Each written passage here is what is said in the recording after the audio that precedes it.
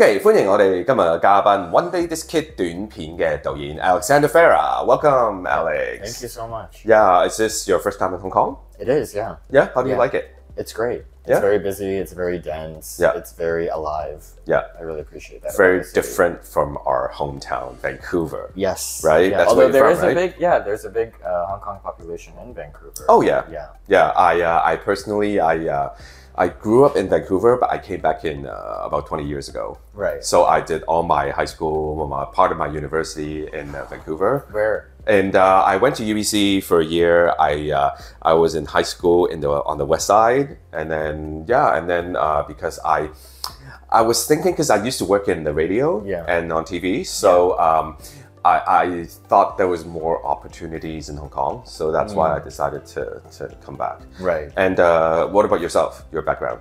Yeah, so my family's from Afghanistan, but I grew up in New Westminster. Oh, okay. So not in Vancouver proper, Right. but like outside. Yeah. But I floated around Burnaby, North Vancouver, Richmond. And so I grew up there, went to high school there. Okay. I went to both UBC and Emily Carr. Yeah. I went to UBC for a year thinking that I was going to do sciences. Right. Hated that, left, and then I went to Emily Carr to pursue my film degree. Exactly what happened to myself as well. Oh, really? Yeah, I actually wanted to do theater. Yeah. But then my parents being Asian, they didn't really think that was a very good, path for me. So I went into like economics or something, and then I didn't like it, so I just gave it up. So were you miserable at UBC as well? Yes. And it's not the institution, it's just it's just the experience. When you're not doing something that you love, it's hard to do it well. So after UBC, you went to Emily Carr, right? Yeah. And your focus is in directing, or? Yeah, it was I think at Emily Carr I discovered editing as part of the film program, and then I was like, I really want to be an editor. Right. And then at Emily Carr we had to write and direct a film as part of our graduation film. Right. And then by the exercise of doing that, I was like, oh, I think I actually want to write and direct. Okay. And I just found it so exciting. So over the last 10, 15 years, I've just been working as an editor, mostly just to make money. Okay. And then, still creatively as well, but it's financially for me, it's my bread and butter. Right. And then writing and directing is just something that I'm kind of going at my own pace and trying to make sure that I work on projects that I really love and make the time for. Okay. Yeah. So this year in the LGFF, we've seen one of your work called One Day This Kid. I know this work is inspired by a piece of artwork, right? Do you want to tell us a little bit more about it? Yeah, for sure. So the piece of artwork that you're talking about is a photo text collage from 1990 from this Polish-American artist. And it is essentially a text, like a poem that depicts the life of a young boy. A young kid, yes. Growing up in a society that really has no space for him, that rejects him at all costs. And I remember coming across this poem 5 or 6 years ago and just finding it, even though it was written in the early 90s, I thought it was so relevant even today, but perhaps specifically more to queer people of color and immigrant different cultures. Yeah, for sure. Like the intersectionality was interesting. So the poem for me, I wanted to use the poem or the feelings of the poem as a vehicle to explore my own experiences or my memories of what were my earliest awakenings as a queer person, and even after when I had come out, what are some of the formative experiences that I had that feel like they shape who I am today. Right, okay. The film is quite short. It's just about 18 minutes, but it basically covers everything from a very young age to up to, I guess, this point of life for you, right? Yeah, exactly. So how has your life changed, or how, let's just put it this way, how realistic or how personal is this piece of work for you? Yeah, I would say it's fairly personal. I mean, definitely by the nature of film, there are some things that are a little more fictionalized or amplified, or just a little more dramatic than from what I remember them. But for the most part, it's quite loyal to my own experiences, with my family, with previous partners, with being a teenager and roughhousing with friend groups and stuff like that. So it was pretty loyal to my experiences in Vancouver. Okay. Yeah. Okay. How was coming out for you? I didn't come out until my late 20s, and it was quite challenging just because I didn't have a lot of role models. And I think like growing up in a certain time, I mean, I'm sure it's quite different now, but I think like generationally, I don't know if you can speak to this as well, like in school, there wasn't a lot of queer people who are out. And if they are, it's like, again, these early representations of like very hyper feminine. And then you see those kids being so mercilessly teased and bullied. And I think that just kind of gets you to be more and more closeted.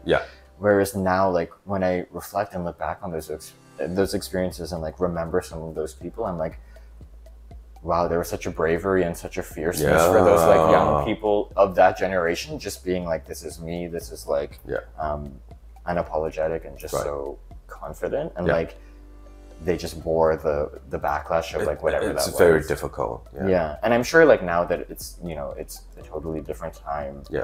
At least in I can speak to North America, but I guess in Hong Kong it's getting better, but we're still at a point where people are very careful about who they tell, what to tell, or what to do.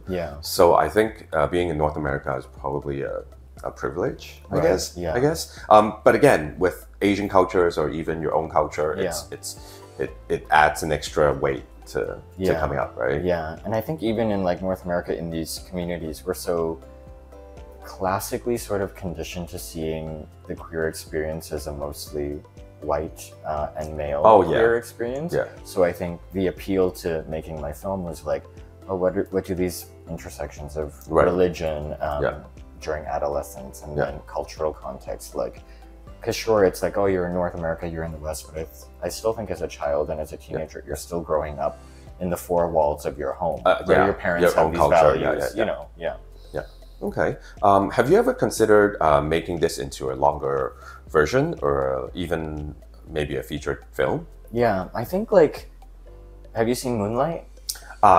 No, I haven't, but I know what it's about. So Moonlight sort of follows a similar structure of like 3 age groups going across a feature.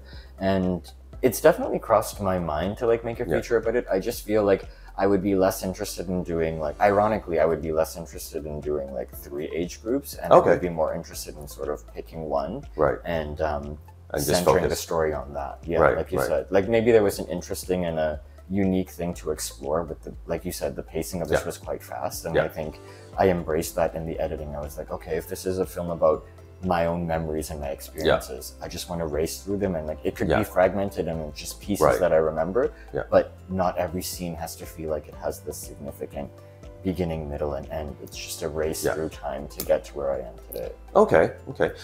There are 2 things that I noticed in this short film. One is that there are a lot of moments where you see the visual, but there's no dialogue. Is there a specific reason for that?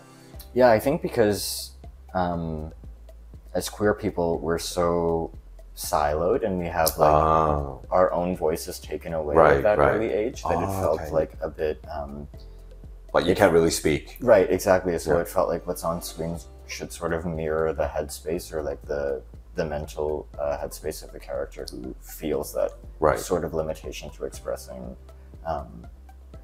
how they are. And I think even as a young age, at that young age, you're conditioned to sort of like use your perspective, your vision, your field of view, like certain, like you steal a glance here, like there's still things that you're not really fully understanding if they're bad or wrong or different. And I think that you kind of skirt that territory a bit carefully. Okay. The other thing that I noticed is that something that I really connect to is your TV and your T-shirt, Spice Girls. Because I'm a huge Spice Girls fan. Oh yeah? Are you as well? Yeah, for sure. Like that was my formative experiences growing up, was just, for me, it was Pokemon and Spice Girls. Like those were the things I was obsessed with. I think that is also a very early projection of your sexuality, I guess. Your preference, because I think back then it wasn't as open, or you wouldn't really attach specific like celebrities or singers to the label. Right. But now it's like, you know, Lady Gaga and Ariana, etc. Right. Yeah, the Spice Girls were like the pop divas of our time. Oh yeah. I actually flew to London a couple years ago just to see them. Oh, the reunion sort of thing? Yeah. I think it was in like 2019. How was it? Amazing. I had an amazing time. And then the first time I actually saw them was in Vancouver, 1998. Wow. Was it at Rogers Arena? Like a big show? It used to be called GM Place. Right. I think is it the same place? Yeah. It did used to be called GM Place. I remember. Yeah, it was amazing. Wow. Yeah. So that was a very good experience. Yeah. So, but if our audience would want a very personal and very good experience of enjoying a film, there's an opportunity coming up in a couple of days. So if you want to get tickets to this very great short film called One Day This Kid, please visit the LGFF website and also to the theater near you. So I would like to thank Alex today for chatting with us and sharing this film with us. And I look forward to seeing more work from you. Thank you so much. Thank you for having me. It's so nice to connect with another Vancouver person. Yes. Yeah. Next time you should do a film with me. Yeah, great. All right. Well, talk to you next time. Thank you so much. All right. Thank you. Bye. Bye.